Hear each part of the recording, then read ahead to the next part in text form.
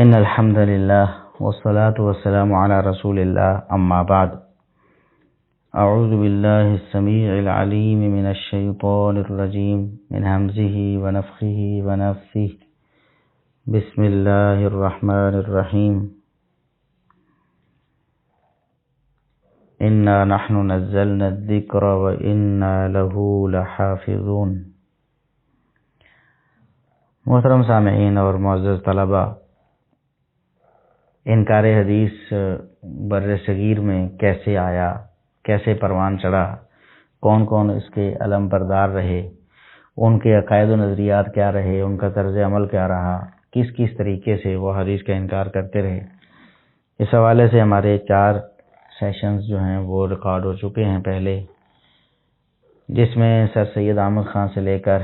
عبداللہ چکڑالوی سے لے کر غلام محمد پرویز تک، اور پھر ایک دوسرا گروہ جنہوں نے ایک نئے انداز سے انکار حدیث، نئے طریقے سے انکار حدیث کرنے کی بنیاد رکھی، حمید الدین فراہی صاحب اور ان کے شاگرد امین حسن اصلاحی صاحب، ان کے معتقدات اور ان کے طرز عمل اور ان کی جو آراء اور ان کے جو افکار ہیں ان کا خلاصہ آپ کے سامنے پیش کیا جا چکا ہے۔ تو اس سلسلے کی آخری کڑی جو ہے وہ جناب جاوید احمد غامدی صاحب ہیں۔ جاوید احمد غامدی صاحب 1951 میں پنجاب کے ایک ضلع ساہیوال میں پیدا ہوئے اور پھر ابتدائی تعلیم حاصل کرنے کے بعد لاہور چلے گئے۔ وہاں سے انہوں نے انگریزی ادب میں BA آنرز کیا۔ شاید پہلا پارٹ ہی انہوں نے کلیئر کیا تھا، جیسا کہ ہمیں معلومات ملی ہیں کہ پارٹ 1 انہوں نے جو ہے وہ پاس کیا تھا۔ پھر دینی علوم کی طرف وہ راغب ہوئے، تو چلتے چلتے 1973 میں وہ امین حسن اصلاحی صاحب کی شاگردی میں آ گئے، اور یہی وہ ان کی زندگی کا ٹرننگ پوائنٹ تھا۔ یعنی دیگر بھی کئی ایک علماء سے انہوں نے پڑھا ہوگا یا شاید ان کی شاگردی کی ہوگی، لیکن امین حسن اصلاحی صاحب ایک ایسی شخصیت بن کے ان کے سامنے آئے جنہوں نے ان کی زندگی پر، ان کے افکار پر گہرا اثر ڈالا، اور ان سے انہوں نے کافی زیادہ اکتساب فیض کیا۔ اور امین حسن اصلاحی صاحب کے حوالے سے پہلے بات چونکہ گزر چکی ہے، دوبارہ سے ان باتوں کو دہرایا نہیں جائے گا کہ امین حسن اصلاحی صاحب خود دو ٹوک انداز میں صحیح حدیث کا انکار کرتے تھے، اور بڑے برے طریقے سے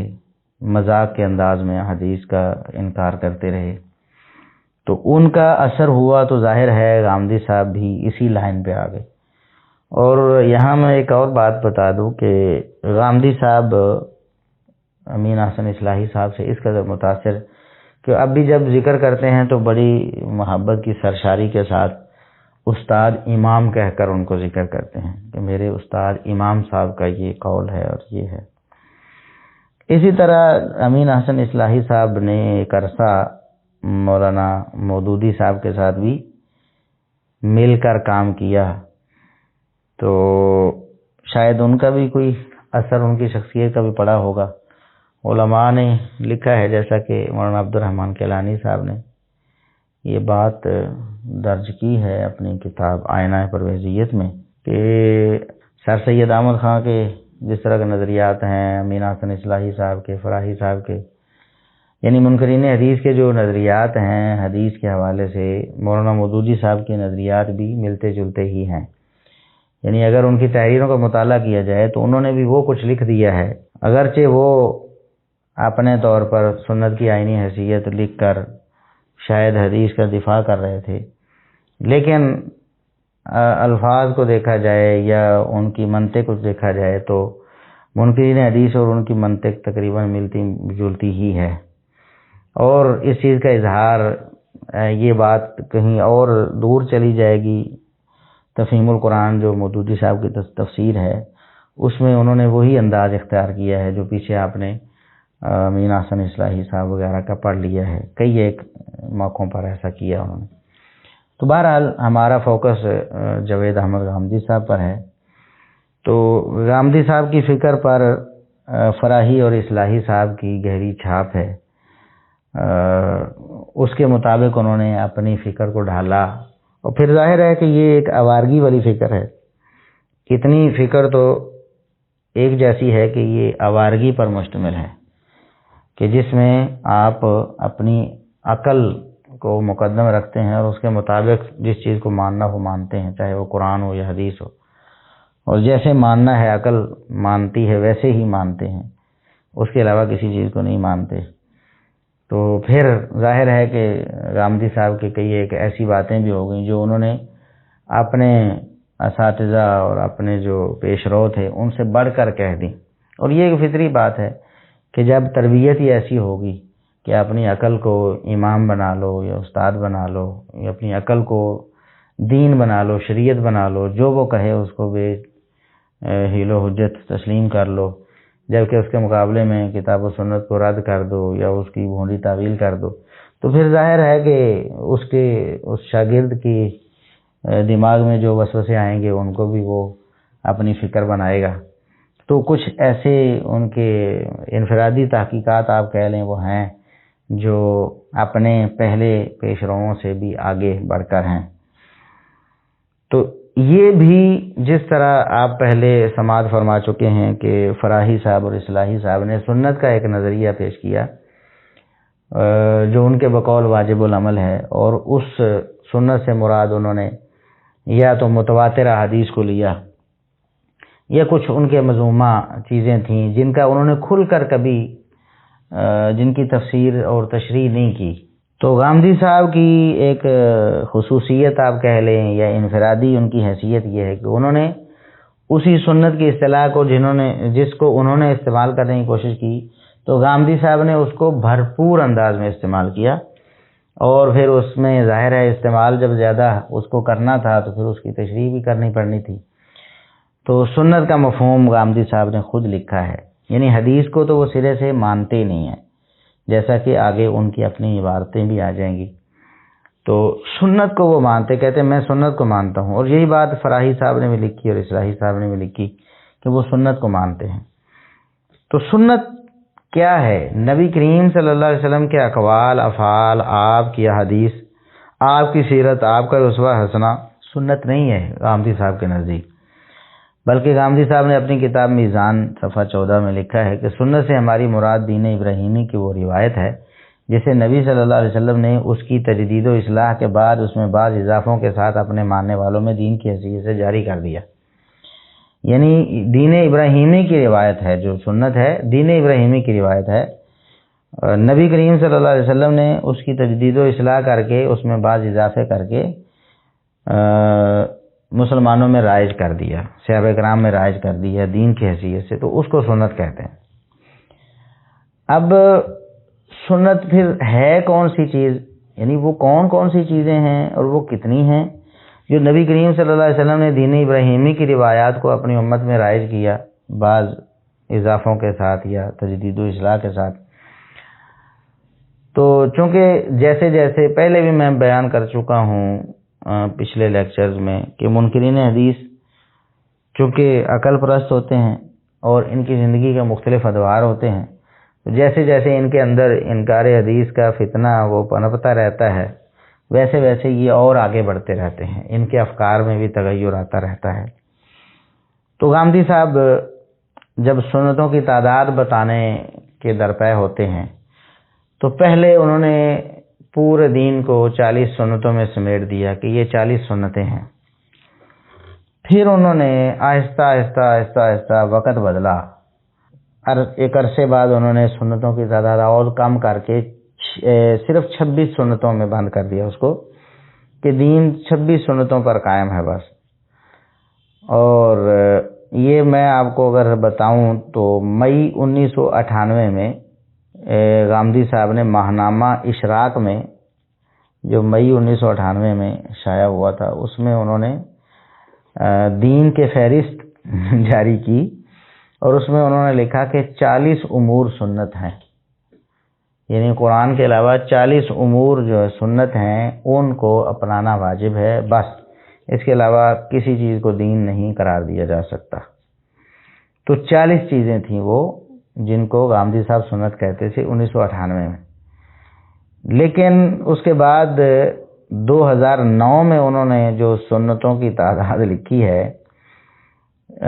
اپنی کتاب میزان میں، 2009 میں جو شائع ہوئی 5واں ایڈیشن، تو اس میں انہوں نے جو سنتیں ہیں ان کی تعداد 26 کر دی، اور اس میں انہوں نے کیا ذکر کی جی، عبادات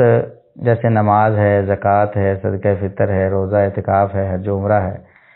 قربانی وغیرہ ہے، اور معاملات جو معاشرتی معاملات ہیں، نکاح و طلاق ہے، حیض نفاس وغیرہ ہے، کھانے پینے کے جو معاملات ہیں، جو حلت و حرمت جو قرآن میں ذکر ہوئی ہے، جیسا کہ خنزیر کا گوشت ہے، خون ہے، مردار ہے، غیر اللہ کے نام پر ذبح کیا ہوا جانور ہے، اور اس طرح چیزیں ہیں۔ پھر رسوم و آداب میں کچھ چیزیں جو ہیں، اللہ کا نام لے کر دائیں ہاتھ سے کھانا پینا، ملاقات کے موقع پر سلام کہنا، چھینک آنے پر الحمدللہ کہنا، مونچھیں چھوٹی رکھنا، زیر ناف بال کاٹنا، بغلوں کے بال صاف کرنا، بڑے ہوئے ناخن کاٹنا، ختنہ کرنا لڑکوں کا، منہ، ناک اور دانتوں کی صفائی، استنجا اور غسل، اور تجہیز و تدفین، اور عید الفطر، عید الاضحیٰ۔ تو یہ انہوں نے 26 میں سنتوں کو مقید کر دیا اور لکھا کہ سنت یہی ہے۔ اس کے بارے میں بالکل قطعی ہے کہ ثبوت کے اعتبار سے اس میں اور قرآن مجید میں کوئی فرق نہیں۔ وہ جس طرح صحابہ کے اجماع اور کبھی تواتر سے ملا ہے، اسی طرح یہ بھی ان کے اجماع اور عملی تواتر سے ملی ہے، اور قرآن کی طرح ہر دور میں مسلمانوں کے اجماع سے ثابت قرار پائی ہے، لہذا اس کے بارے میں اب کسی بحث و نزاع کی کوئی گنجائش نہیں ہے۔ دین لا ریب انہی 2 صورتوں یعنی قرآن اور 26 سنتوں میں ہے، ان کے علاوہ کوئی چیز دین ہے نہ اسے دین قرار دیا جا سکتا ہے۔ رسول اللہ صلی اللہ علیہ وسلم کے قول و فعل اور تقریر و تصویب کے اخبار احاد جنہیں بالعموم حدیث کہا جاتا ہے، ان کے بارے میں ہمارا نقطہ نظر یہ ہے کہ ان سے جو علم حاصل ہوتا ہے وہ کبھی درجہ یقین کو نہیں پہنچتا، اس لیے دین میں ان سے کسی عقیدہ و عمل کا اضافہ بھی نہیں ہوتا۔ تو آپ نے سماعت کر لیا حدیث کے بارے میں غامدی صاحب کا نظریہ۔ وہ کہتے ہیں کہ 26 سنتیں ہیں بس، اس کے علاوہ کوئی چیز دین نہیں ہے، اور اگر اس کے علاوہ آپ کسی چیز کو دین کہیں گے تو وہ مشکوک ہوگی، درجہ یقین کو تو پہنچتی نہیں، اس سے کسی عقیدہ و عمل کا اضافہ ہوتا ہی نہیں ہے۔ یہ غامدی صاحب کا موقف ہے۔ اب کئی لوگ الجھ پڑتے ہیں جب ہم غامدی صاحب کو منکر حدیث کہتے ہیں، تو وہ کہتے ہیں کہ آپ غامدی صاحب کو منکر حدیث کیوں کہتے ہیں؟ وہ تو حدیث کو مانتے ہیں، انہوں نے بھی اپنی کتاب میزان میں پتہ نہیں کتنے 100 حدیث نقل کی ہیں، اور فلاں کتاب میں اتنے 100 حدیث نقل کی ہیں۔ اگر وہ حدیث کو مانتے نہ ہوتے تو حدیث کو نقل کیوں کرتے؟ بھئی یہ لوگ خود مانتے ہیں کہ سر سید احمد خان نے بہت ساری احادیث کا انکار کیا ہے، وہ عقل پرست تھا، نیچری تھا، اور مسلمات دینیہ کا انکار کرتا تھا، جیسے امین حسن اصلاحی وغیرہ نے، فراہی وغیرہ نے لکھا ہوا ہے۔ تو سر سید احمد خان کا پھر کیا قصور تھا؟ سر سید احمد خان بھی تو اسی طرح کی باتیں کرتا تھا، اور احادیث تو وہ بھی نقل کرتے۔ سر سید احمد خان نے بہت ساری احادیث نقل کی ہوئی ہیں، اس کے باوجود وہ انکار حدیث سے متہم ہے، تو پھر غامدی صاحب کیوں نہیں؟ اب صرف حدیث کو نقل کرنا، کیا یہ حدیث کو ماننا ہے؟ اب جب ہم قادیانیوں سے کہتے ہیں کہ یہ محمد الرسول اللہ صلی اللہ علیہ وسلم کو نہیں مانتے، تو وہ آگے سے کہتے ہیں بھی ہم مانتے ہیں، کہتے ہیں ہم تو مانتے ہیں، لا الہ الا اللہ محمد الرسول اللہ کلمہ پڑھ کے سناتے ہیں، لیکن ہم کہتے ہیں کہ آپ انہیں خاتم النبیین نہیں مانتے۔ ہمارا اور قادیانیوں کا اختلاف محمد الرسول اللہ صلی اللہ علیہ وسلم کی ذات پر نہیں ہے، محمد الرسول اللہ صلی اللہ علیہ وسلم کے خاتم النبیین ہونے پر۔ ذات کو وہ بھی مانتے ہیں، لیکن وہ خاتم النبیین نہیں مانتے۔ تو اسی طرح غامدی صاحب سے ہمارا اختلاف یہ نہیں ہے کہ وہ حدیث کے لفظ کو نہیں مانتے، بلکہ ہمارا اختلاف یہ ہے کہ وہ حدیث کو دین اور شریعت نہیں مانتے، وہ حدیث کو عقیدہ و عمل نہیں مانتے، جیسا کہ خود انہوں نے لکھا کہ یہی 26 سنتیں ہیں، ان کے علاوہ کسی چیز کو دین کہا ہی نہیں جا سکتا، وہ درجہ یقین کو پہنچتا ہی نہیں۔ یہ غامدی صاحب کا نظریہ ہے۔ تو اب آپ پر یہ بات بالکل واضح ہو گئی ہوگی کہ حدیث کے حوالے سے غامدی صاحب کا نظریہ بالکل انکار حدیث کا ہے۔ وہ بالکل کھل کر اس چیز کا اظہار کرتے ہیں کہ حدیث دین اور شریعت نہیں بن سکتی، اور وہ حدیث کو دین اور شریعت نہیں مانتے۔ یہی اصل میں انکار حدیث ہے۔ محمد الرسول اللہ صلی اللہ علیہ وسلم جو اقوال ارشاد فرماتے تھے، جو افعال آپ صلی اللہ علیہ وسلم کرتے تھے، کافر بھی کبھی اس بات کے انکاری نہیں ہوئے کہ نبی کریم صلی اللہ علیہ وسلم باتیں نہیں کرتے، یا آپ صلی اللہ علیہ وسلم احکامات نہیں فرماتے، یا آپ صلی اللہ علیہ وسلم کوئی عمل نہیں کرتے ہیں۔ کافروں نے کبھی انکار کیا اس بات۔ کافر ان آپ صلی اللہ علیہ وسلم کے اقوال و افعال اور آپ صلی اللہ علیہ وسلم کے جو اعمال تھے ان کے دین ہونے کے منکر تھے۔ وہ یہ نہیں مانتے تھے کہ وہ من عند اللہ ہیں، وہ کہتے تھے کہ اپنی طرف سے کرتے ہیں، وہ تو قرآن کو بھی من عند اللہ نہیں مانتے تھے۔ تو اصل مسئلہ یہ غامدی صاحب کے ساتھ کہ غامدی صاحب احادیث کو ماننے کا دعویٰ کرتے ہیں، لیکن ساتھ میں یہ کہتے ہیں کہ کوئی حدیث دین نہیں بن سکتی، عقیدہ نہیں بتا سکتی، عمل نہیں بتا سکتی، جبکہ یہ جو سنتیں انہوں نے ذکر کی ہیں یہ صرف نام کی حد تک انہوں نے ذکر کی ہے نا، کہ یہ دین ابراہیمی کی روایات ہیں۔ اب مثال کے طور پر نماز کی بات انہوں نے کی ہے، کہتے ہیں کہ یہ تو دین ابراہیمی سے چلی آ رہی ہے نماز، تو نبی کریم صلی اللہ علیہ وسلم نے اس میں کچھ اضافے کر کے یا ترمیم اور اصلاح کر کے اس کو دین کی حیثیت سے جاری کر دیا۔ تو ہمارا سوال یہ ہے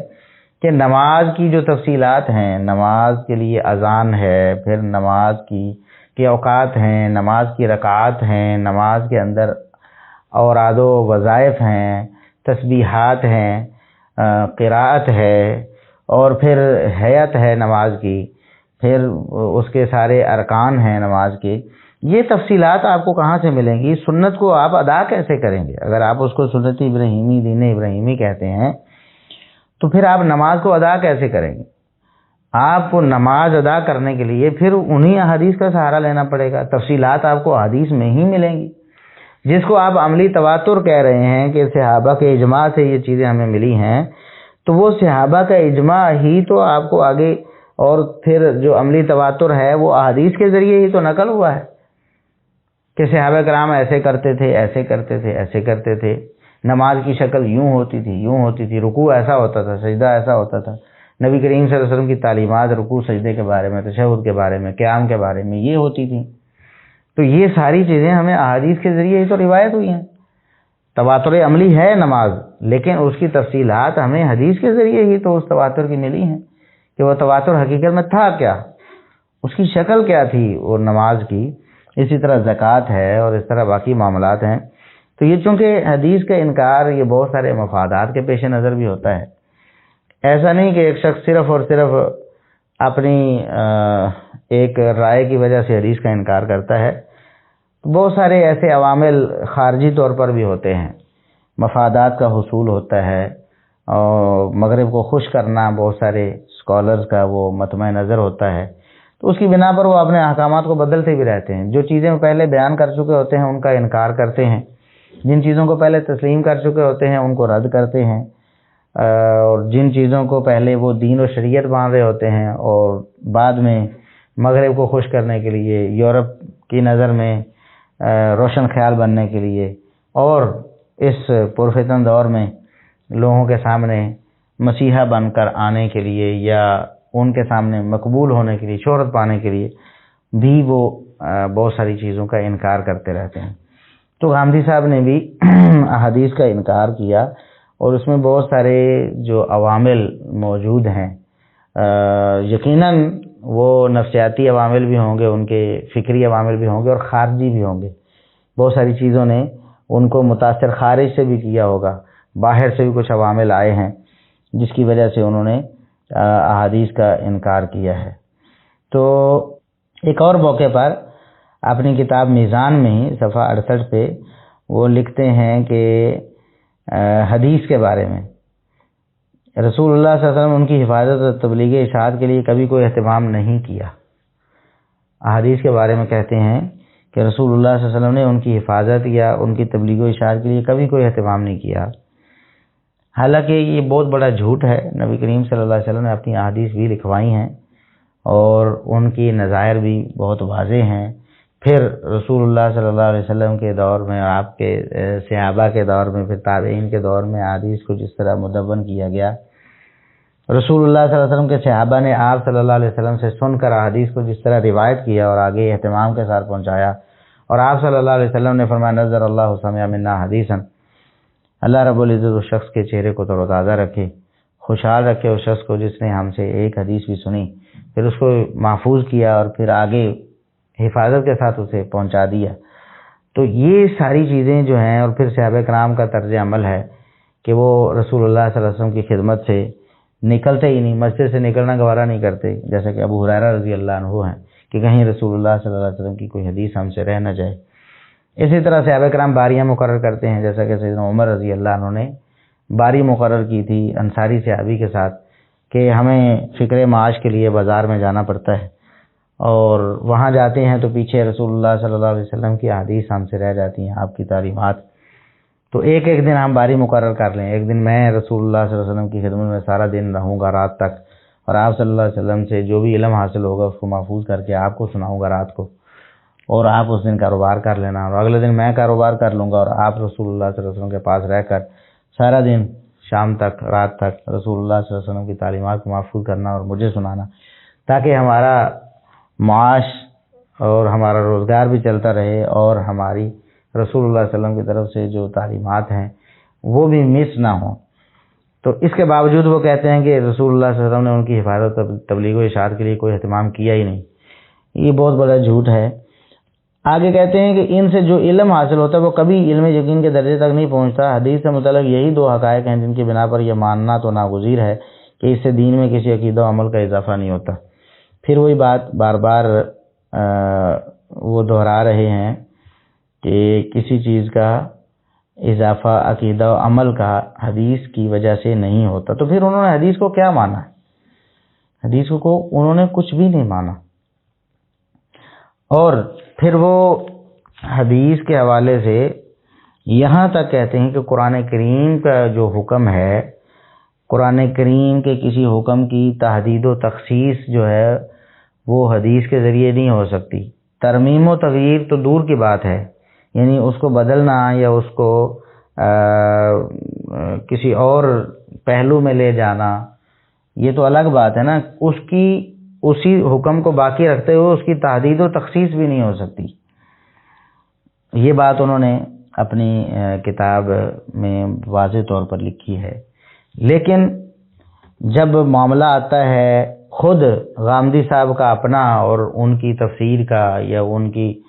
جو فکر ہے اس کا، تو پھر وہ کیا کرتے ہیں اس کو ہم آگے بیان کرتے ہیں۔ پہلے غامدی صاحب کا یہ بیان آپ سن لیں۔ وہ لکھتے ہیں کہ قرآن سے باہر کوئی وحی خفی یا جلی، یہاں تک کہ اللہ کا وہ پیغمبر بھی جس پر یہ نازل ہوا ہے، اس کے کسی حکم کی تحدید و تخصیص یا اس میں کوئی ترمیم و تغیر نہیں کر سکتا۔ دین میں ہر چیز کے رد و قبول کا فیصلہ اس کی آیات بینات ہی کی روشنی میں ہوگا۔ یہ میزان صفحہ 25 پہ انہوں نے یہ بات لکھی ہے کہ قرآن کریم کے علاوہ جو وحی خفی ہو یا جلی، یعنی وحی بھی مان رہے ہیں، اسی کو تسلیم کر رہے ہیں کہ قرآن کریم کے باہر کوئی وحی ہو سکتی ہے، وہ خفی یا جلی ہو سکتی ہے، اور اسی طرح نبی کریم صلی اللہ علیہ وسلم یا وہ پیغمبر جس پر وہ وحی نازل ہوئی ہو، وہ اس وحی میں کوئی حکم تحدید و تخصیص بھی نہیں کر سکتے، ترمیم و تغییر بھی نہیں کر سکتے۔ یہ بات انہوں نے لکھی ہے۔ اور اسی طرح انہوں نے لکھا کہ حدیث سے قرآن کے نسخ اور اس کی تحدید و تخصیص کا مسئلہ محض سوء فہم اور قلت تدبر کا نتیجہ ہے۔ اس طرح کا کوئی نسخ یا تحدید و تخصیص سرے سے واقع ہی نہیں ہوئی کہ اس سے قرآن کی یہ حیثیت کہ وہ میزان اور فرقان ہے کسی لحاظ سے مشتبہ قرار پائے۔ وہ کہتے ہیں کہ اگر قرآن کریم میں نسخ حدیث کی وجہ سے ہو جائے یا تحدید و تخصیص حدیث کی وجہ سے ہو جائے تو یہ قرآن کریم کی حیثیت ختم کر دے گا، قرآن کریم میزان اور فرقان نہیں رہے گا، کیونکہ حدیث نے اس کی تخصیص کر دی ہے یا اس کی تحدید کر دی ہے۔ جبکہ خود غامدی صاحب جو ہے صرف تحدید و تخصیص ہی نہیں بلکہ ترمیم و تغییر کا اختیار بھی اپنے ہاتھ میں لے لیتے ہیں۔ اب زکوٰۃ کے بارے میں یہ کہتے ہیں کہ اب اللہ رب العزت نے اس کو مقرر کیا اور اس کو سنت کہہ چکے ہیں، وہ زکوٰۃ کو سنت کہہ چکے ہیں، اور سنت کو وہ غیر متبدل مانتے ہیں جس میں کوئی تبدیلی نہیں ہو سکتی، اور تا قیامت اس نے ویسے ہی رہنا ہے، اور وہ ابدی حکم ہے اور واجب الاتباع ہے۔ لیکن زکوٰۃ کے بارے میں خود لکھتے ہیں کہ اسلامی حکومت ریاست اگر چاہے تو حالات کی رعایت سے کسی چیز کو زکوٰۃ سے مستثنیٰ قرار دے سکتی ہے، اور جن چیزوں سے زکوٰۃ وصول کرے ان کے لیے نصاب بھی مقرر کر سکتی ہے۔ ٹھیک ہے، وہ کہتے ہیں کہ اپنی طرف سے نصاب بھی بنا سکتی ہے ریاست اور حکومت، اور کسی چیز کو زکوٰۃ سے مستثنیٰ بھی قرار دے سکتی ہے۔ حالانکہ پیچھے کہے آئے ہیں کہ قرآن کو کوئی چیز بدل نہیں سکتی، وہ یعنی اس کی تخصیص بھی نہیں کر سکتی۔ خود اللہ کی وحی، جس کو وہ وحی مان رہے ہیں، کہتے ہیں وہ وحی بھی خفی ہو یا جلی ہو، اللہ کا پیغمبر بھی یہ نہیں بتا سکتا کہ اس آیت میں یہ تخصیص ہے یا اس میں یہ تحدید ہے، لیکن خود ترمیم بھی کر رہے ہیں، تغییر بھی کر رہے ہیں، حکم کو بدلے جا رہے ہیں، اور اپنے ہاتھ میں لیا ہوا ہے، یعنی خود وہ شریعت ساز بنے ہوئے ہیں۔ اور نبی کریم صلی اللہ علیہ وسلم کا جو منصب ہے کہ آپ شریعت، اللہ رب العزت کی شریعت بتاتے ہیں قرآن کے ذریعے بھی اور اپنے فرامین کے ذریعے بھی، اس کا وہ انکار کرتے ہیں۔ اب اگر ان کی یہ بات مانی جائے کہ حدیث قرآن کریم کی تحدید و تخصیص نہیں کر سکتی، حالانکہ وہ اللہ کا ہی حکم ہے، اللہ کا امر ہے جو حدیث کی صورت میں نازل ہوا ہے، تو ہم ان سے پوچھتے ہیں پھر کہ یہ جو اللہ رب العزت کا حکم ہے قرآن کریم میں عورتوں کے بارے میں کہ اگر وہ کوئی ایسا کام کریں تو پہلے ان سے پہلو تہی برتو، اعراض کرو، ان سے ناراضگی کرو، اور اگر پھر بھی وہ باز نہیں آتی تو وَاضْرِبُوهُنَّ، یہ الفاظ قرآن کریم میں ہیں۔ اب ان کو مار لو۔ اب مارنا کیسے ہے، کتنا مارنا ہے؟ کیا جتنا مرضی زخمی کر دو، ہڈیاں توڑ دو، لہو لہان کر دو کہ یہ مراد ہے؟ تو وَاضْرِبُوهُنَّ یہ ایک مطلق حکم ہے کہ عورتوں کو تم مارو، لیکن وہ مارنا کیسا ہے، کتنا ہے، اس کی تحدید و تخصیص تو ہونی ہے، اور وہ اگر حدیث کے ذریعے ہو تو غامدی صاحب کو ویسے تو ان کے اصول کے مطابق تو قبول نہیں ہونی چاہیے، لیکن یہاں پر وہ مجبور ہو گئے، اور انہوں نے لکھا اپنی کتاب میزان میں ہی کہ نبی صلی اللہ علیہ وسلم نے اس کی حد غیر و مبرہ کے الفاظ سے متعین فرمائی ہے۔ اس کے معنی یہ ہے کہ ایسی سزا نہ دی جائے جو کہ پائیدار اثر چھوڑے۔ ہم بھی یہ کہتے ہیں کہ قرآن کریم کی آیت کی تحدید و تخصیص جو ہے وہ حدیث کے ذریعے ہو سکتی ہے، اور یہاں غامدی صاحب مجبور ہو گئے کہ خود اس کی تحدید و تخصیص حدیث کے ذریعے انہوں نے کر دی، لیکن اب یہاں ان کی عقل کا یہ تقاضا تھا کہ تحدید و تخصیص ہو جانی چاہیے، تو انہوں نے حدیث کے ذریعے کر دی، اور جہاں ان کی عقل کا یہ تقاضا ہوگا کہ تحدید و تخصیص ان کے ہاتھ میں آ جائے، وہ خود کر دیں، تو وہ خود بھی کر لیتے ہیں، لیکن جہاں ان کی عقل نہ مانے وہاں رسول اللہ صلی اللہ علیہ وسلم کے فرمان کو بھی رد کر دیں گے کہ رسول اللہ صلی اللہ علیہ وسلم کا فرمان جو ہے وہ قرآن کریم کی آیت کی تحدید و تخصیص نہیں کر سکتے۔ تو اسی طرح یہ جو فَاعْتَزِلُوا النِّسَاءَ فِي الْمَحِيضِ کہ حیض میں عورتوں سے الگ رہو، یہ جو حکم ہے قرآن کریم کا یہ مطلق حکم ہے۔ اگر غامدی صاحب کا یعنی یہ انکار حدیث پر مبنی مفروضہ مان لیا جائے کہ کوئی وحی خفی ہو یا جلی ہو قرآن کریم کے باہر، وہ قرآن کریم کی آیت، بلکہ کوئی نبی بھی قرآن کریم کی جو آیات میں تحدید و تخصیص نہیں کر سکتا، تو پھر فَاعْتَزِلُوا النِّسَاءَ فِي الْمَحِيضِ اس سے پھر مراد کیا ہوگا؟ یہ مطلق ہے نا کہ عورتوں سے جدا ہو جاؤ، اس کا مطلب ہے ان کو الگ کمرے میں بند کر دو یا خود اپنے الگ گھر میں منتقل ہو جاؤ، تو ان سے کھانا پینا چھوڑ دو، ان سے میل جول نہ رکھو، تو کیا ہوگا پھر؟ ہم تو کہتے ہیں کہ رسول اللہ صلی اللہ علیہ وسلم کی حدیث میں تحدید ثابت ہے کہ الگ ہونے کا مطلب صرف مباشرت اور جماع ہے، اس سے رکنا ہے، باقی سب کچھ جائز ہے۔ اور یہاں پر مجبور ہو گئے خود غامدی صاحب بھی اپنی کتاب میزان صفحہ 433 پہ یہ لکھنے میں مجبور ہو گئے کہ یعنی سیدہ عائشہ رضی اللہ عنہ سے روایت ہے کہ ہم میں سے کوئی حیض کی حالت میں ہوتی اور رسول اللہ صلی اللہ علیہ وسلم اس کے قریب آنا چاہتے تو ہدایت کرتے کہ حیض کی جگہ پر تہ بند باندھ کے پھر قریب آ جاتے، تو خود انہوں نے اللہ رب العزت کے اس فرمان کی تخصیص کر دی کہ یہاں الگ ہونے سے یہ خاص قسم کا الگ ہونا مراد ہے، یعنی مباشرت جو جماع ہے اس سے رکنا مراد ہے، نہ کہ ہر قسم کا میل جول۔ تو یہی جب بات اپنے خلاف آتی یا ان کی عقل میں نہیں آتی تو پھر وہ کہتے ہیں کہ وہی خفی ہوئی جلی ہوتا کہ پیغمبر بھی نبی کریم صلی اللہ علیہ وسلم بھی اللہ رب العزت کے کسی حکم کی تحدید و تعیین نہیں کر سکتے، تخصیص نہیں کر سکتے، اور خود جب چاہے وہ کر دیتے ہیں۔ اسی طرح قرآن کریم میں چور کے بارے میں، چور کی جو سزا آئی ہے فَاقْطَعُوا أَيْدِيَهُمَا، مرد ہو یا عورت ہو تو ان کے ہاتھ کاٹ دیں۔ اب ہاتھ کتنے مقدار چوری پہ کاٹنے ہیں؟ کیا 1 روپیہ چوری کرنے پہ بھی ہاتھ کاٹنا ہے یا پھر اس کی کوئی خاص مقدار ہے؟ اسی طرح ہاتھ کتنا کاٹنا ہے، وہ یہ اپنا گٹ سے کاٹنا ہے، کوہنی ہے وہاں سے کاٹنا ہے، کیونکہ ید کا جو اطلاق ہے وہ تو پورے بازو پر ہوتا ہے عربی لغت کے اعتبار سے بعض دفعہ۔ تو اس کی تحدید و تعیین و تخصیص جو ہے وہ پھر کیسے ہوگی؟ غامدی صاحب کیسے کریں گے؟ کیا یہ کہہ دیں گے کہ ایک آنے کی بھی چوری کرے، ایک پیسے کی بھی چوری کرے تو اس کا ہاتھ کاٹ دیا جائے؟ اور کیا یہ کہہ دیں گے کہ جتنا مرضی ہاتھ کاٹ دو، چاہے یہاں وہ کوہنی تک یا کوہنی سے بھی اوپر کاٹ دو؟ کیا کریں گے غامدی صاحب؟ اس کی تعیین و تحدید جو ہے، تخصیص ہے، وہ اگر حدیث سے نہیں کریں گے تو پھر اپنے فہم سے کریں گے، تو خود ان کو یہ اتھارٹی حاصل ہو جائے گی، یا پھر ان کو اگر قبول ہو تو وہ حدیث بھی نقل کر دیں گے، لیکن ان کو قبول نہ ہو تو وہ ایک قاعدہ بنا دیتے ہیں کہ قرآن کریم کی جو تحدید ہے اور تخصیص ہے وہ پیغمبر بھی نہیں کر سکتا، وہ کوئی وحی خفی ہو یا جلی ہو وہ بھی نہیں کر سکتی۔ تو یہ غامدی صاحب کے تضادات بھی ہیں اور ان کا مبلغ علمی بھی ہے کہ کس قدر ان کا علم ہے اور یہ کس قدر نظر ہے ان کی نفس مسئلہ پر، کہ ایک مسئلہ ہے اس کے بہت سارے پہلو ہیں، بہت سارے پہلو انہوں نے اوجھل کر دیے اپنی نظروں سے، اور ایک جو بات کر دی اور پتہ نہیں کہ اس کا نتیجہ جو ہے، منطقی نتیجہ کہاں کہاں جا کے نکلنا ہے اور کہاں کہاں وہ خود جھوٹے قرار پائیں گے خود اپنے بقول۔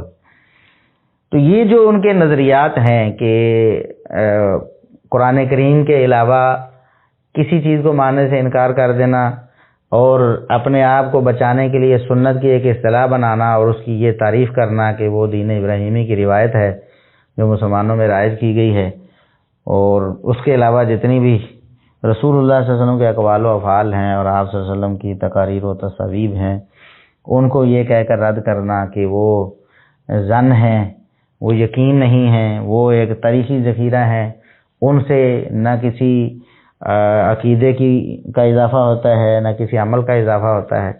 تو اس طرح کی باتیں کر کے انہوں نے حدیث کا انکار کیا ہے، اور حدیث کے انکار کے نتیجے میں جو پھر ان کے موقف سامنے آئے ہیں، حدیث کے انکار کے منطقی نتیجے جو سامنے آئے ہیں کہ انہوں نے بہت سارے مسلمات دینیہ کا انکار کر دیا ہے۔ داڑھی کے بارے میں انہوں نے کہا کہ داڑھی نہ سنت ہے اور نہ دین کا حصہ ہے، یہ غامدی صاحب کا نیا بیان ہے، جبکہ غالباً 1985 میں ماہنامہ اشراق میں وہ خود بڑی تفصیل کے ساتھ 2 ٹوک الفاظ میں صراحتاً لکھ چکے ہیں کہ داڑھی جو ہے وہ شاعر اسلام میں داخل ہے، اور داڑھی کے بغیر اسلام کا کیا تصور ہو سکتا ہے؟ کسی مسلمان کو کیسے یہ تصور ہو سکتا ہے کہ داڑھی کے بغیر وہ مسلمان ہو؟ اس طرح کے الفاظ لکھنے کے بعد وہ چونکہ پرانے ہیں، 1985 کے لگ بھگ ان کی یہ تحریریں موجود ہیں اور ان کے یہ موقف ہیں، لیکن جیسے جیسے وہ مغرب کے دلداتا ہوتے چلے گئے، انکار حدیث میں پھنستے چلے گئے، تو پھر انہوں نے داڑھی کا سرے سے انکار کر دیا، نہ تو وہ سنت ہے نہ وہ دین کا حصہ ہے، یہ انہوں نے لکھا ہے۔ اب ظاہر ہے کہ پہلے ہو سکتا ہے ان کے نزدیک سنتوں میں شمار ہوتی ہے، بلکہ انہوں نے لکھا بھی کہ یہ تو فطرت اسلام میں داخل ہے، تو یقیناً وہ سنت تھی ان کے نزدیک، لیکن آہستہ آہستہ سنتیں کم ہوتی چلی گئیں اور اب 26 تک آ گئی ہیں، پہلے 40 تھیں، پھر کم ہوتے ہوئے 26 تک آ گئی ہیں، اور داڑھی بھی سنت سے نکل گئی اور دین سے بھی نکل گئی۔ عیسیٰ علیہ السلام کے بارے میں وفات پا چکے ہیں، اس پر بات ہو چکی ہے کہ وہی قادیانیوں کی جو دلیلیں ہیں، بلکہ نام نہاد دلیلیں ہیں یا تراشی گئی دلیلیں ہیں، جو انہوں نے دلیل بنا کر جن چیزوں کو پیش کیا ہے، تو یہ فراہی مکتوب فکر اور غامدی مکتوب فکر، ان کی بھی ساری وہی دلیلیں ہیں، وہی ہتھ کنڈے ہیں عیسیٰ علیہ السلام کے حیات کے بارے میں، ان کے رفع اور نزول کے بارے میں. تو اسی طرح غامدی صاحب اس بات کے قائل ہیں، انہوں نے لکھا ہے اپنی کتاب میزان میں کہ قیامت کے قریب کوئی مہدی نہیں آئے گا. حالانکہ متواتر احادیث ہیں عیسیٰ علیہ السلام کے رفع و نزول کے حوالے سے، مہدی کے حوالے سے بھی، لیکن یہ منکر ہیں ان کے. اسی طرح جب انسان بے لگام ہو جاتا ہے، حدیث کا منکر ہو جاتا ہے اور امت کا جو ایک مرکزی دھارا ہے اس سے نکل جاتا ہے، اہل السنہ سے خارج ہو جاتا ہے، تو پھر اس طرح کی باتیں کیا، اس سے بڑی بڑی باتیں مکر جاتا ہے. اب جیسے کہ انہوں نے کہا کہ نبی کریم صلی اللہ علیہ وسلم کے دنیا سے چلے جانے کے بعد کسی کو ہم کافر نہیں کہہ سکتے، بس اسلام کا دعویٰ کرے گا تو مسلمان ہی رہے گا. کوئی بھی،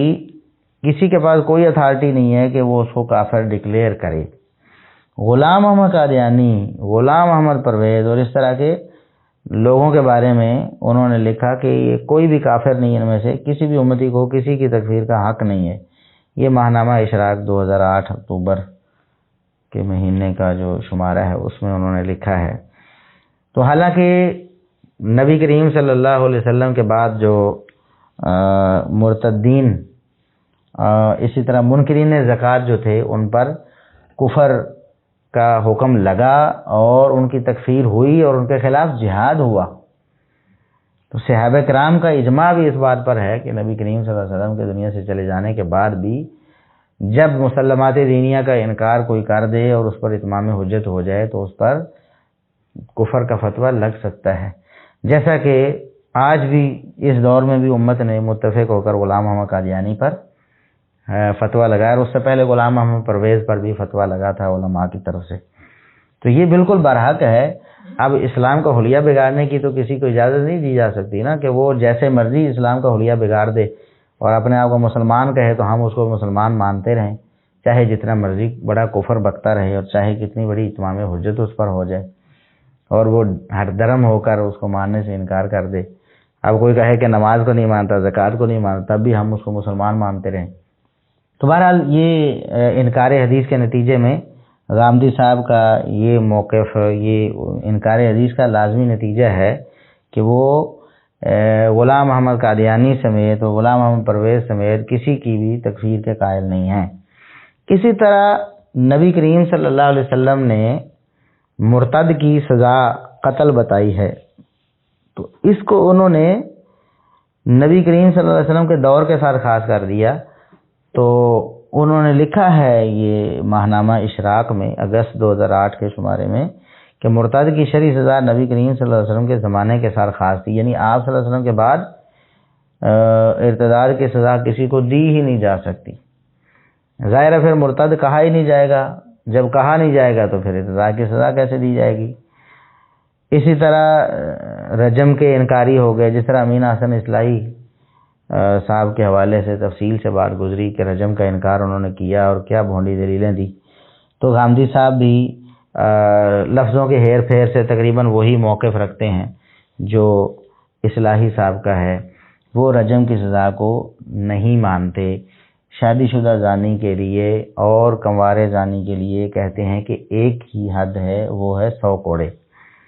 اور بس دلیل وہی ہے جو عمر رضی اللہ عنہ نے بتائی تھی نا، کہ بدبخت آنے والے زمانے میں کہیں گے کہ چونکہ قرآن میں یہ آیت نہیں ہے، اب اس کی تلاوت نہیں ہوتی رجم اور آیت کی، لہٰذا ہم نہیں مانتے. تو غامدی صاحب بالکل یہی کہتے ہیں کہ قرآن میں اس کا ذکر نہیں، اس لیے ہم نہیں مانتے. تو غامدی صاحب نے یہاں لکھا ہے کہ اسلام میں فساد فی الارض اور قتل نفس کے علاوہ کسی بھی جرم کی سزا قتل نہیں ہو سکتی. یہ اپنی کتاب برہان میں انہوں نے لکھا ہے صفحہ 146 پہ کہ فساد فی الارض اور قتل نفس کے علاوہ، یعنی 2 اسباب ہیں جن کی 2 جرم ہیں جن کی سزا قتل ہے. ایک فساد فی الارض ہے، محاربہ جسے کہتے ہیں، اور دوسرا کسی کو قتل کر دے تو بدلے میں قتل ہو.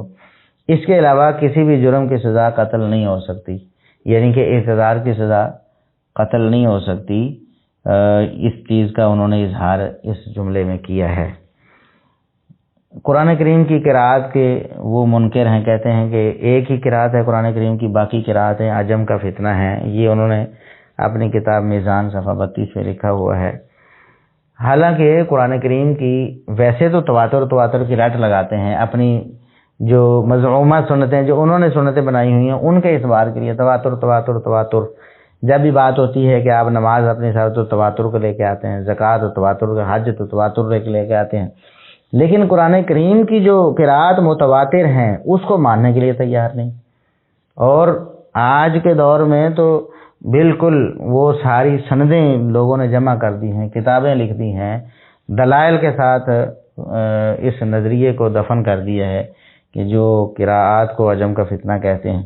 لیکن اس کے باوجود غامدی صاحب قرآن کریم کی قراءات کے بھی منکر ہیں۔ یہ گویا کہ قرآن کریم کے ہی منکر ہوئے، کیونکہ وہ بھی نازل کردہ انزل القرآن علی سبعۃ احرف، 7 حروف پر قرآن نازل ہوا ہے، تو قراءات جو ہیں یہ حقیقت ہیں اور یہ اللہ رب العزت کی طرف سے نازل کردہ ہیں، ان کے منکر ہیں۔ اور نبی کریم صلی اللہ علیہ وسلم اور صحابہ کرام کے بعد جہاد کو ہمیشہ کے لیے ختم کر دیا ہے غامدی صاحب نے۔ اب دیکھیں کہ جہاد کے حوالے سے وہی نظریہ جو غلام احمد قادیانی کا ہے، وہی جناب جاوید احمد غامدی صاحب کا ہے۔ وہ بھی جہاد کو منسوخ سمجھتے ہیں اور غامدی صاحب بھی جہاد کو منسوخ سمجھتے ہیں۔ اب انہوں نے یہ یہاں شرط لگائی اقدامی جہاد ہمیشہ کے لیے ختم ہے، تو بھئی جہاد تو اقدامی ہو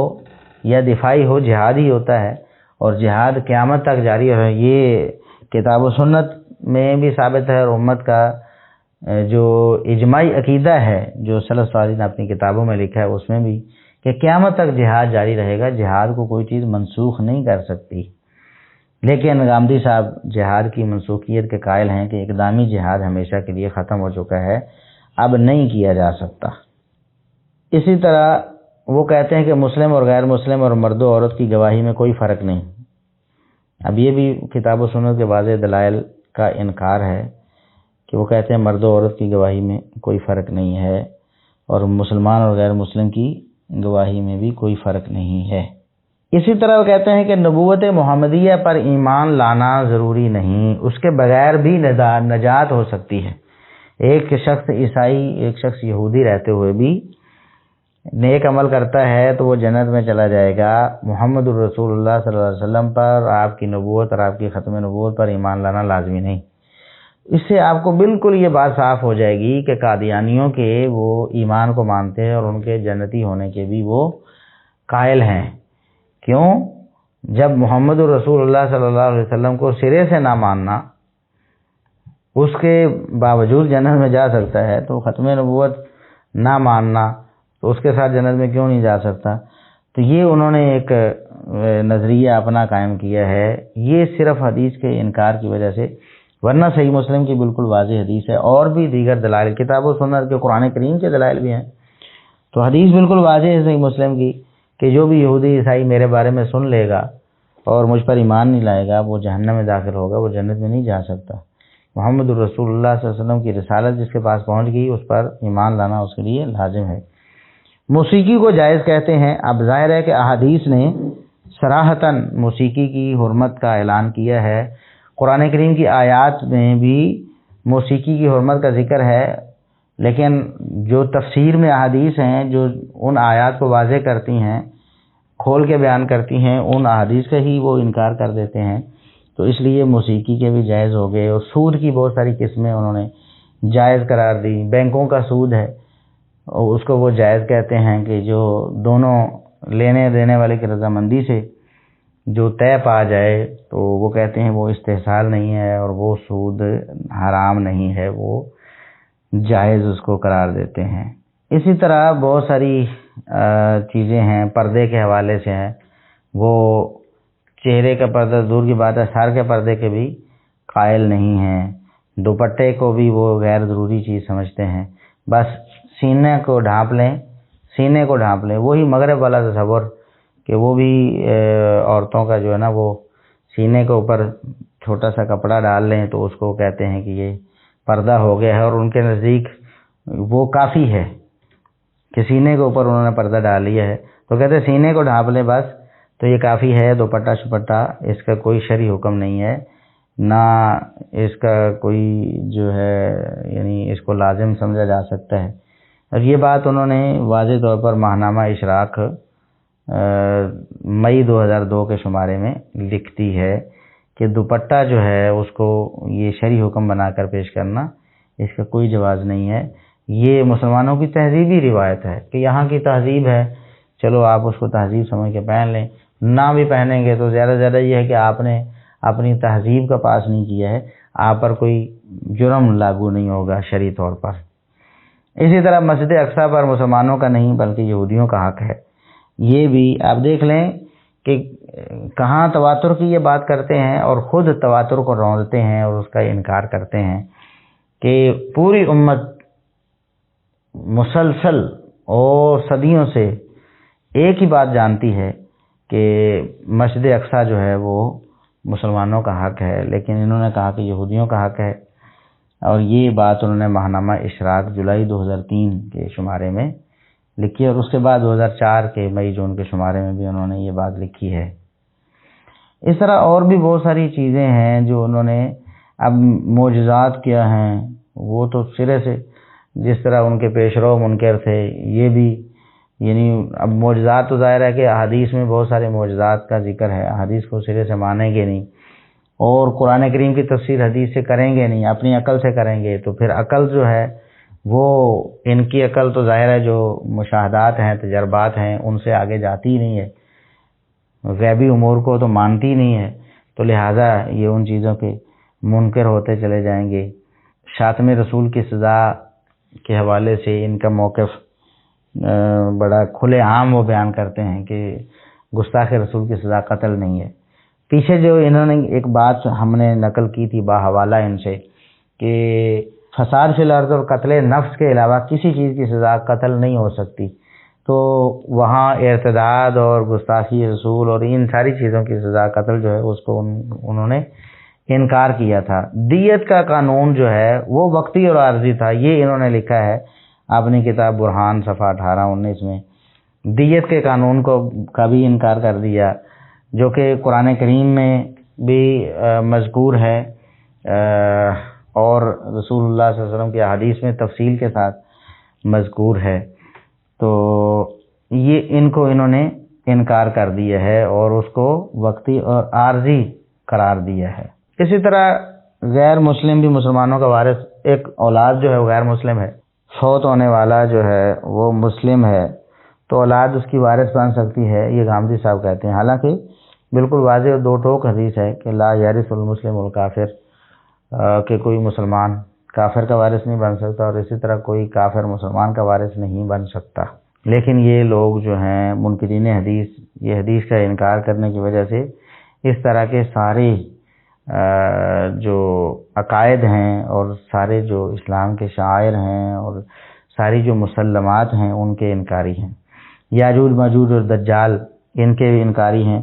تو جتنی بھی ایسی چیزیں ہوں گی، یہ پیچھے فراہی سے لے کر سر سید احمد خان سے لے کر اور پھر دوسرے دور میں فراہی سے اصلاحی سے لے کر یہ سارے ان چیزوں کے منکر چلے آ رہے ہیں کہ دجال اور یاجوج ماجوج کے منکر کہتے ہیں. اس سے مراد مغربی اقوام ہیں، لو بات ہی ختم کر دی انہوں نے. یہ ماہنامہ اشراق جنوری 1996 میں جو شائع ہوا اس میں انہوں نے یہ بات لکھی. عورت مردوں کی امامت کروا سکتی ہے، یہ بھی حمدی صاحب کا ایک شوشہ ہے کہ عورت مردوں کی امامت کروا سکتی ہے. اب ان سے کوئی پوچھے کہ تم جو بار بار یہ کہتے ہو کہ قرآن کریم کے علاوہ 26 سنتیں ہیں اور باقی تو کوئی حدیث بھی، پیغمبر کا فرمان بھی، کوئی وحی خفی ہو یا جلی بھی، وہ بھی کچھ بھی عقیدہ عمل کا اضافہ نہیں کر سکتی، تو پھر سوال یہ ہے کہ یہ عورت مردوں کی امامت کرنے کے حوالے سے کون سی دلیل شرعی ہے؟ قرآن کریم میں کہاں یہ بیان آیا ہے؟ یا جو سنتیں 26 آپ نے ذکر کی ہیں ان میں کہیں اس بات کا ذکر آیا کہ عورت جو ہے مردوں کی امامت کر سکتی ہے؟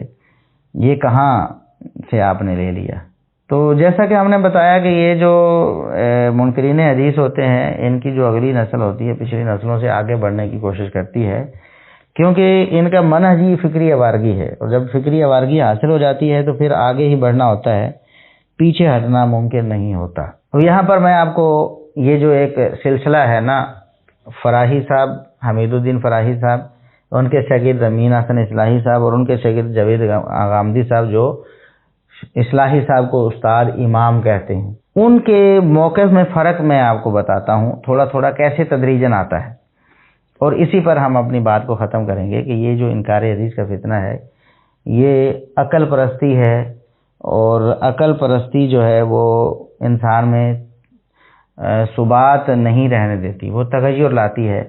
آج کچھ، صبح کچھ، شام کچھ، کل کچھ، پرسوں کچھ،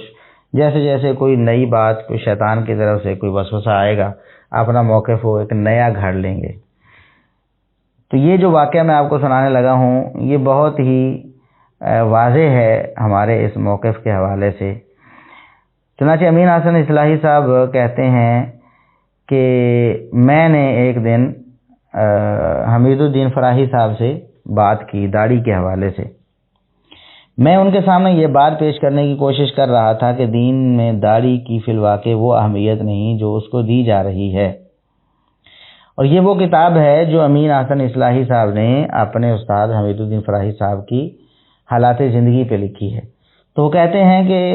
میں ان کو یہ بات کر رہا تھا کہ دین میں داڑھی کی وہ اہمیت نہیں جو لوگوں نے اس کو دے دی ہے۔ تو مولانا کچھ دیر تک تو مجھے ان احادیث کا مطلب سمجھاتے رہے جو اس بارے میں وارد ہیں، لیکن جب انہوں نے دیکھا کہ میں داڑھی کی اہمیت کا کسی طرح قائل نہیں ہو رہا ہوں، یعنی شاگرد امین حسن اصلاحی داڑھی کی اہمیت کا قائل نہیں ہو رہا، جبکہ حمید الدین فراہی صاحب جو ہیں وہ داڑھی کی اہمیت کے قائل ہیں، اگرچہ اس کو وہ اس طرح اہمیت نہیں دیتے جس طرح حدیث میں دی گئی ہے، لیکن بہرحال ان کے ذہن میں کوئی اہمیت تھی داڑھی کی۔ اصلاحی صاحب جو ہیں جو شاگرد ہیں وہ اس اہمیت کو ماننے سے انکاری تھے، تو وہ فرمانے لگے اچھا فرض کیا کہ اس کی دین میں بہت زیادہ اہمیت نہیں ہے، لیکن کیا اس حقیقت سے انکار کیا جا سکتا ہے کہ یہ وہ چھوٹی سی چیز بہت بڑی بڑی چیزوں کا پتہ دیتی ہے؟ میں نے عرض کیا وہ کیسے؟ فرمایا جس طرح راہ کی ایک چٹکی اڑا کر ہم ہوا جیسی عظیم الشان چیز کا پتہ لگا لیتے ہیں کہ اس کا رخ کدھر کو ہے، اسی طرح ایک شخص کے چہرے پر داڑھی کے ہونے اور نہ ہونے سے ہم یہ اندازہ کر لیتے ہیں کہ اس کا میلان کس طرف ہے، اسلام کی طرف یا غیر اسلام کی طرف۔ تو مولانا کے اس جواب کے بعد میں خاموش ہو گیا، اور میں نے محسوس کیا کہ داڑھی چاہے دین میں بجائے خود بہت زیادہ اہمیت رکھنے والی چیز نہ ہو، لیکن جہاں تک ایک مسلمان کا تعلق ہے یہ اس کے دل کے رجحانات کے لیے ایک بیرو میٹر کا کام ضرور دیتی ہے، اور اگر یہ بات ہے تو اس میں کوئی شبہ نہیں کہ دین میں اس کی بڑی اہمیت ہے اور ہونی چاہیے۔ آپ نے یہ اقتباس سماعت فرمایا ہے تو کتنی واضح انداز میں یہ بات معلوم ہوئی کہ داڑھی کی جو اہمیت دین میں واقعی ہے، یعنی حدیث میں جو اہمیت ہے، نہ تو فراہی صاحب نے وہ اہمیت دی، ورنہ وہ فوراً دو ٹوک الفاظ میں بتاتے کہ یہ تو نبی کریم صلی اللہ علیہ وسلم نے اس کو فطرت کہا ہے، یہ آپ صلی اللہ علیہ وسلم کا حکم ہے اور حکم عدولی ہے داڑھی کو کٹانا یا منڈوانا جو ہے، لیکن وہ کچھ اور ہی سمجھاتے رہے، وہ اپنے شاگرد کو قائل نہ کر سکے، کیونکہ دلیل تو حدیث تھی، اگر وہ حدیث کو مانتے ہوتے خود فراہی صاحب تو اپنے شاگرد کو بھی منواتے، لیکن وہ مطلب سمجھاتے رہے، بہرحال وہ نہیں سمجھے۔ تو آخرکار انہوں نے کہا کہ چلو کم از کم ایسے ہی سمجھ لو جی یہ رجحان کا پتہ دیتی ہے۔ تو اصلاحی صاحب بھی کچھ نہ کچھ اہمیت کے قائل ہو گئے کہ چلے داڑھی کچھ نہ کچھ ہونی چاہیے، اس سے انسان کے رجحان کا پتہ چلتا ہے۔ تو استاد اور شاگرد میں کتنا فرق آیا؟ حمید الدین فراہی صاحب زیادہ اہمیت کو مانتے ہیں، تو اصلاحی صاحب نے کچھ نہ کچھ مانی، بڑے زور زبردستی بھی سمجھانے کے باوجود کچھ نہ کچھ مانی۔ لیکن جب غامدی صاحب آئے تو انہوں نے اپنے اس استاد امام امین حسن اصلاحی کو بھی پیچھے چھوڑ دیا اور کہا کہ داڑھی کا دین سے کوئی تعلق سرے سے ہے ہی نہیں، یعنی داڑھی کا دین سے کوئی تعلق نہیں ہے، جبکہ یہ اہمیت کے قائل رہے کہ دین میں اس کی بڑی اہمیت ہے اور ہونی چاہیے، اور ان کے استاد اور زیادہ اہمیت دیتے تھے۔ تو یہ ایک طریقہ ہے۔ اسی طرح فراہی صاحب جو ہیں وہ عورت کے پردے کے قائل تھے، اصلاحی صاحب کچھ نرمی کی طرف آئے، اور غامدی صاحب نے بالکل اسے سلسلے سے ختم کر دیا کہ یہ دوپٹہ وغیرہ کیا ہوتا ہے۔ تو یہ فکری آوارگی جب آتی ہے انسانوں میں تو پھر یہ آگے سے آگے لے جاتی، انسان کو ٹھہرنے نہیں دیتی، ایک قسم کی گمراہی پر انسان قائم نہیں رہتا، پھر گمراہیاں پے در پے چلی آتی ہیں انسان کی فکر میں۔ تو یہ جاوید احمد غامدی صاحب کے افکار کا کچھ خلاصہ ہے کہ انہوں نے بھی حدیث کا کھلے عام انکار کیا ہے، لیکن بس ذرا الفاظ ایسے استعمال کر لیے ہیں کہ لوگ سمجھتے ہیں کہ وہ حدیث کا انکار نہیں کرتے، وہ حدیثیں نقل بھی کر دیتے ہیں، ساتھ میں کہہ دیتے ہیں کہ اس سے کوئی عقیدہ عمل ثابت نہیں ہو سکتا۔ وہ سنت کہتے ہیں کہ سنت جو ہے واجب الاتباع ہے، اور اس کی تعداد کو معین کر دیتے ہیں کہ وہ 26 ہیں، اور وہ جو سنتیں 26 کہتے ہیں، نماز، روزہ، حج، زکوٰۃ وغیرہ، ان کی تفصیلات بھی وہ نہیں بتاتے کہ میں نے کیسے لی ہیں۔ اگر حدیث سے لی ہیں تو پھر سنت تو پھر حدیث سے ہی ثابت ہوئی، اور سنت کی تفصیلات بھی حدیث سے ہی ثابت ہوئیں، لیکن اس کے باوجود وہ حدیث کو ماننے سے انکاری ہیں، اور اس بنا پر انہوں نے جو عقائد اور افکار و نظریات بنائے ہیں وہ آپ کے سامنے پیش کیے جا چکے ہیں کہ دین کے بڑے بڑے مسلمات کا انہوں نے سرے سے انکار کر دیا ہے، اور کتنی بڑی گمراہی میں جا پڑے ہیں۔ اللہ رب العزت انکار حدیث کے فتنے سے اس امت کو محفوظ فرمائے، اور جو بڑے بڑے منکرین حدیث ابھی بھی دنیا میں موجود ہیں، اللہ رب العزت یا انہیں ہدایت دے یا ان کے مشن کو نابود فرما دے، تاکہ مسلمانوں کی جو ینگ جنریشن ہے یا آنے والی نسلیں ہیں وہ اس فتنے سے محفوظ رہیں۔ اللہ رب العزت ہمیں حدیث کی حفاظت کے لیے اور حدیث کی خدمت کے لیے ہمیں منتخب کر لے۔ وآخر دعوانا ان الحمد للہ رب العالمین۔